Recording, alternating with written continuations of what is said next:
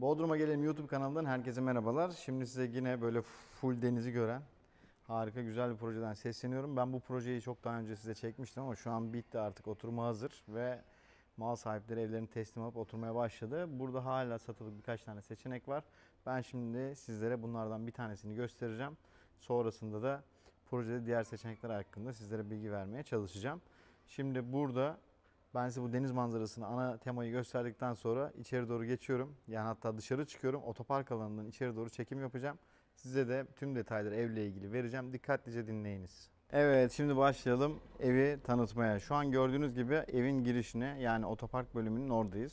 Buraya gördüğünüz gibi 1-2 araba, şuraya da 1 araba, 3 araba koyabilirsiniz. 2 arabalık net otoparkınız var. Ayrıca projenin diğer alanlarında da otopark için müsait yerler var. Dolayısıyla projede otopark probleminiz kesinlikle yok. Bu konuda rahat olabilirsiniz. Buradaki villalar 4+1 tam müstakil, havuzlu. Çok da büyük güzel havuzları var. Birazdan göstereceğim. Etrafı tamamen açık. Etrafında gezeceğiz. Yalıtım falan gayet hoş. Bahçesi de hoş. Kullanım alanları, imkanları güzel bir villa ve proje. Şimdi bütün detayları beraber gezeceğiz. Önce yukarıdan size buradan bazı şeyleri göstereyim. Bu villanın sol tarafındaki boşluk. Gerçek alıcılar bu detayların hepsine hakim olmak isteyecektir. O yüzden böyle detaylı gösteriyorum. Yani biz burada bütün YouTube izleyicilerine özel bir sunum ve görsel yapmıyoruz. Alıcılara özel bir çalışmamız var. Şimdi gördüğünüz gibi burada aynı zamanda iki bina arasındaki boşlukları da görmüş oluyorsunuz. Birbirlerine ne kadar yakın olduklarını. Projede de böyle her yerinde bu manzara net bir şekilde mevcut. Tabii burayı daha iyi gören, daha az gören seçenekler ve büyük küçük bahçe paylarına ait seçenekler var. Dediğim gibi burada halihazırda satılık. Burayı 1,5 sene önce, 1 sene önce almış, teslimden önce almış, yatırım yapmış ve şu anda da satan 6 tane seçenek var. Bunlarla ilgili bize geri dönüşler yapabilirsiniz. Gerekirse size vaziyet planı gönderirim. Satılık olan seçenekleri ve fiyatları sizlere paylaşabilirim. Evin içerisini ben gezdim. Bir izolasyon problemi görmedim. Çok ufak bir yerde bir şey vardı. Onu da gösteririm. Ev dışarıda gördüğünüz gibi kamera sistemleri mevcut. Bunlar içeride tamamen otonom akıllı sistem. Görüntü sistemleriyle gözetlenebiliyor. Sadece bu eve açık. Yani başka biri bu kameraları göremiyor kesinlikle. Bunlarla ilgili evi satın aldığınızda size şirketlerle tanıştırılıp işlemler yapılacak. Şimdi içeri doğru geçelim. Dış kaplamalara biraz bakalım. Burada güzel bir dış izolasyon kaplama yapılmış. Evin yönetiminde, yani bu projenin yönetiminde yapan firma 2 sene boyunca duracak. Dolayısıyla evlerinizde herhangi bir sorun, problem yaşadığınız zaman bunları kendilerine yaptırabilirsiniz. Burada kendi çalışan işçileri var hala. Herhangi bir problem gördüğünüzde, söylediğinizde gelip onlar düzenlemeleri yapıyorlar. Evin tamamı böyle ufak camda da gördüğünüz gibi otomatik panjur sistemine sahip. Ve bu panjurları içeride akıllı ev sistemiyle kontrol edebiliyorsunuz. Akıllı ev sisteminden biraz fazla bahsediyorum. Çünkü bu segmentteki evlerde genelde akıllı ev sistemi tam otomasyonla çalışmaz ama burada yapmışlar. Gayet de güzel olmuş. Şimdi burası evin giriş tarafı. Hem aşağı devam eden bir merdivenimiz var, hem burada bir koridorumuz var, holümüz var. Bir tek burada VRF iklimlendirme yok. Evin geri kalan her yerinde VRF iklimlendirme ve yerden ısıtma var. Bunların ısı pompası, ısıtma soğutma sistemleri hepsi de bu alacağınız fiyata dahil ki tavan aydınlatmalarına kadar takmışlar. Girdiğimizde şimdi burada akıllı ev sisteminin şeyini gördük. Burada bir vestiyer alanı yapılmış ufak da olsa. Burada 2 tane büyük yatak odası var. Bu yatak odaları, şurada akıllı ev sistemini görüyorsunuz. Tamamını açıp kapatabiliyorsunuz. Oda oda gidip panjurları açıp kapatabiliyorsunuz. Senaryolar kurabiliyorsunuz. Telefon görüşmeleri, yönetime bağlanma, kamera sistemleri, her şey var. Kameralar henüz internet olmadığı için burada aktif değil. Ama internet bağlantısını da yaptığınız zaman hepsi çalışır ve aktif durumda olacak. Burada kapının üzerinde değişik bir doku var. Taş kaplama gibi. Güzel, ben ilk defa gördüm. Hoş bir görüntüye sahip. Şimdi evlerin dışarıda birbirine olan mesafelerini de görüyorsunuz. Bunlar da önemli detaylar. İstinat duvarları çok yüksek değil. Gayet güzel, şöyle boşluklar, delikler bırakmışlar, hani bir su birikmesi olursa kendini aşağıya bırakabilsin diye. Evet, şimdi buradaki en ihtişamlı ilkin yatak odasından başlıyoruz. Burası master bedroom, ebeveyn yatak odası. Şimdi burası değil aslında, şurası bir oturma grubu koyabileceğiniz. Bir koltuk, bir PlayStation, bir televizyon, bir grup, yani hobi alanı da yapabilirsiniz. Çalışma alanı yapabilirsiniz. Buraya dayayıp böyle manzara izlerken gayet güzel bir ofis ortamı kurabilirsiniz kendinize. Evde güzel vakit geçirebileceğiniz harika bir alan. Burada aynı zamanda internet altyapısı fiber kapının önüne kadar çekilmiş. Telekom'un kutusunun oraya kadar da gitmiş. Sadece onların gelip bir makine koyup bağlanması bekleniyor. Bu konuda da herhalde en kötü 2-3 aya kadar, 3-4 aya kadar internette tamamıyla çalışır hale gelmiş olur. Evet, şimdi burayı ben size geniş açıdan gösteriyorum ama manzarayı öyle zannetmeyin. Şöyle bir, bu odanın, bu çalışma bölümünün sadece veyahut da işte vakit geçirebileceğiniz bölümün manzarası bu şekilde. Harika, dinlendirici, güzel bir manzara var. Hazır sahile doğru bakarken şunu da söyleyeyim. Projenin kendine ait özel plajı var. Sosyal tesisi var. Buradan oraya servis olarak bir kullanım yapılacak ve servisle oraya gidip gelebileceksiniz. Gayet güzel. Yani kendi projesi, kendi plajı, sosyal tesisi, işte oraya gittiğiniz zaman size hizmet verebilecek bir restoran, kafesi olan ender projelerden biri. Bu projeye gerçekten değer katar. Denize de çok yakın pozisyonda olan bir proje. Burayı değerlendirmenizi tavsiye ederim. Yani evler böyle birbirine çok yakın gibi duruyor yukarıdan izlediğiniz zaman. Aslında o kadar da değil. Buradan makul fiyatlara herkesin ihtiyaçlarını görebilecek bir proje ortaya çıkarmışlar ve bu da başarılı olmuş bence. Şurada dar da olsa bir balkonunuz var. Evet, yatak odasının esas bölümlerine geçiyoruz şimdi kullanacağınız. Burası da yatağınızı, dolaplarınızı koyabileceğiniz bir alan. Bu arada normal giyinme dolapları değil, onun için ayrı bir yer var, onu da göstereceğim. Bu odanın kendine ait bir banyo tuvaleti de var. Yukarıda görüyorsunuz VRF kaset sisteminde bir klima konmuş. Burada yatağınızdan baktığınızda göreceğiniz görüntü de böyle olacaktır. Gayet hoş bir görüntüsü var bence. Her odanın kendine ait ayrı ayrı termostatları var. Yani bu odayı 23 derece, başka bir odayı 18 derece ayarlayabilirsiniz. Bu klima ile ilgili, bu yerden ısıtma ile ilgili bir kontrol mekanizması. Şimdi burası da bu odaya ait giyinme bölümü.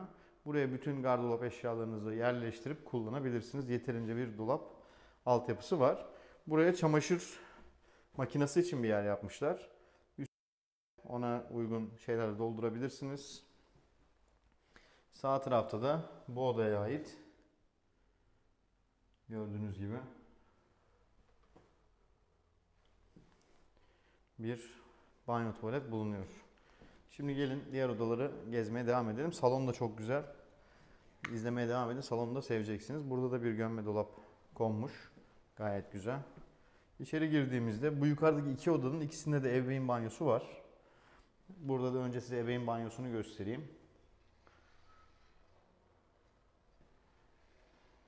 Yine burada gördüğünüz gibi kontrol üniteleri var. Bu şekilde bir yatak odası. Buranın kendi gardırop alanı var. Onu da hemen arkamı dönerek sizlere göstereceğim. Evet, böyle bir gardırop alanımız var. Gayet güzel. Bu projeyi ben ilk inşaat zamanındayken örnek villasının çekimini yapmıştım. Orası eşyalıydı. Dilerseniz benden onun linkini alabilir ve eşyalı halini izleyebilirsiniz. Ama projenin en bitmiş hali de bu şekilde. Gayet güzel. Ve sineklikler bile takılmış gördüğünüz gibi. Ben bunu fark etmemiştim. Şimdi de elimle tuttuğumda fark ettim. Sinekliklerine kadar mevcut. Ve otomatik panjur sistemiyle. Şimdi kapıdan girdiğimiz tarafı bitirdik. Alt yol alıyoruz.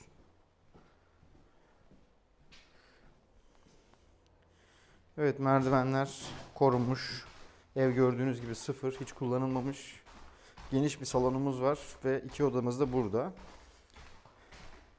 Bu salonla birlikte denizi net gören odaları bitirmiş olacağız. Yani yukarıdaki iki tane, yani yukarıda bir tane oda net bir şekilde denizi görüyor. Bir de bu salon denizi net bir şekilde görüyor.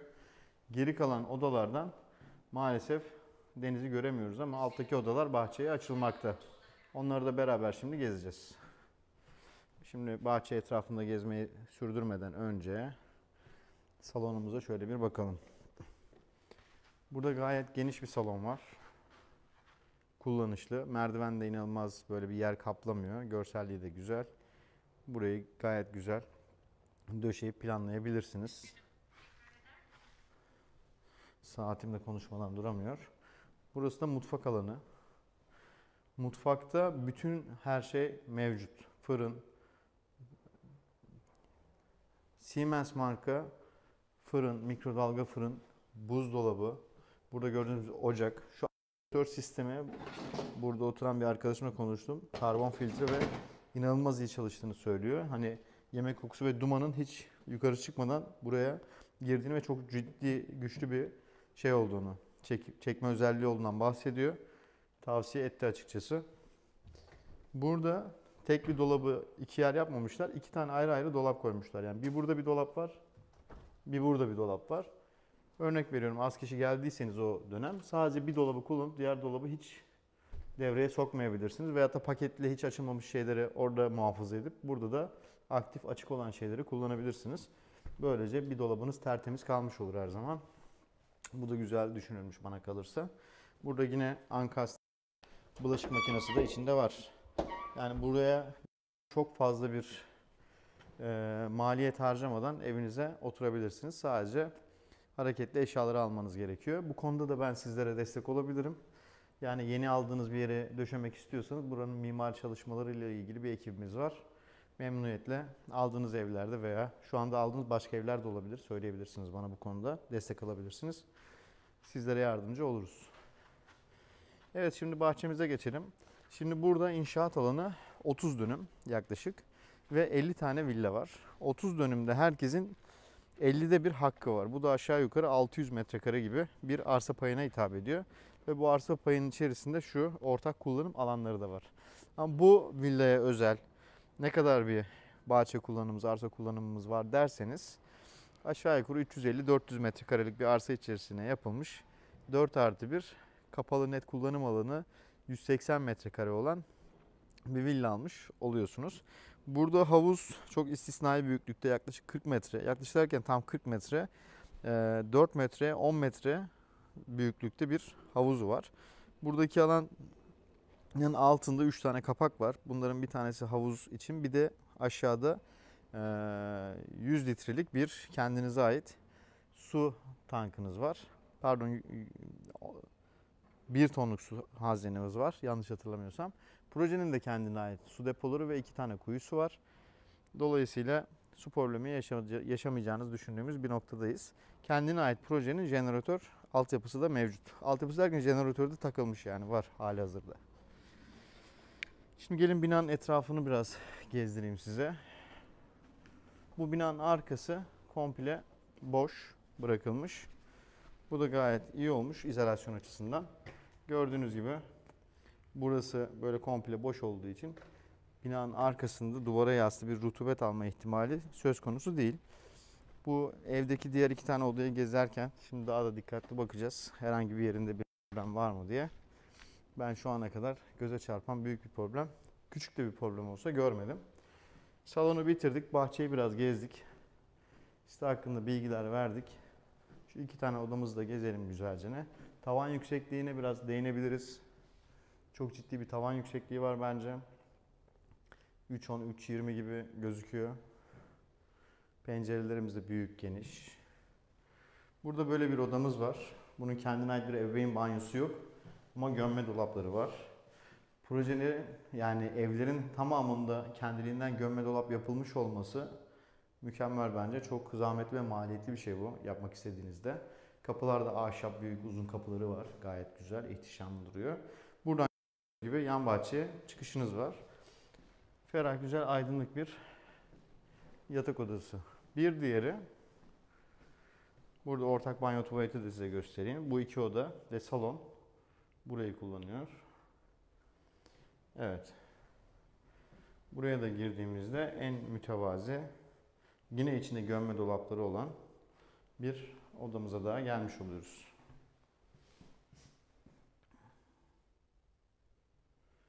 Evet, evin tamamını gezdik. Birçok şeyi size anlattığımı düşünüyorum. Eksik bir şey kaldıysa size anlatmayı unuttuğum, siz sorarsanız size hızlıca dönüş yapıp cevaplamaya çalışacağım. Kanalımda buna benzer yüzlerce video var. Bir tek burası yok. Bodrum'un her köşesiyle ilgili seçenekler var. Bölgeden bahsetmedim size. Burası Koyunbaba bölgesi. Koyunbaba bölgesi Yalıkavak'la Gümüşlüğün arasında kalan bir bölge. Az daha ilerlediğimizde Geriş Yalıkavak. Yani burayı size Yalıkavak olarak da ifade edebilirdim aslında. Ama tam bölgeyi, tam böyle sınır noktasında, yani Geriş sınırlarında kalıyor aslında burası.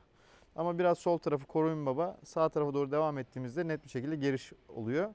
Ve Yalıkavak'a yaklaşık 10 dakika mesafede diyebiliriz. Burada buna benzer seçenekler için ve bu villa için bizle iletişime geçebilirsiniz. Arayışınızda bu villa uymayabilir. Eğer burası uymuyorsa, size uyan seçeneği bana ifade ederseniz kanalımda bulunan yüzlerce videonun içerisinden size uygun olanları seçip, fiyatı ve yapısı size uygun olanları seçip sizlere iletebilirim. Dolayısıyla çok büyük bir kolaylık olmuş olur. Arayışınızla ilgili detayları da bekliyorum sizlerden. İzlediğiniz için teşekkürler. Kanalımı takip etmeyi, yorum yapmayı, abone olmayı, özellikle bildirimleri açmayı unutmayın ki her şeyden hızlıca haberdar olun. Bazen fırsatlar yayınlıyoruz ve bunlardan çok geç haberiniz oluyor. Çok fazla kişi aradığı için de bazen ben sizlere yetişemiyor olabiliyorum. O yüzden kusura bakmayınız şimdiden. Görüşmek dileğiyle, hoşça kalın.